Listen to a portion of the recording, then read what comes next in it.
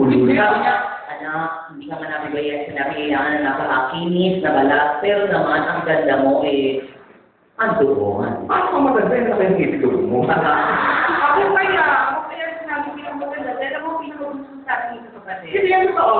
Bakit? Ako yung pinakamasipag, bata pala ako, nagpapatalan ako ng tricycle. Hindi, narinig ko ang mama. Sinabi ng mama na ito ang pinakamaganda. Ah, talaga? Gawing dekorasyon. Ay!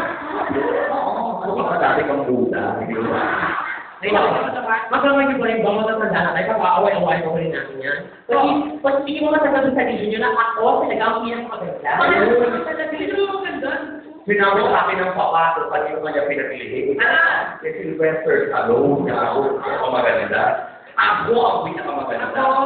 Bari mo ang pinakamatanda, pero hindi pinakamaganda. Tayo makakawala ba, ha? Pag huli mo, tapunin na natin ang mga Gusto mo makakatapos ba tapanin kami magkakaroon ng beauty contest?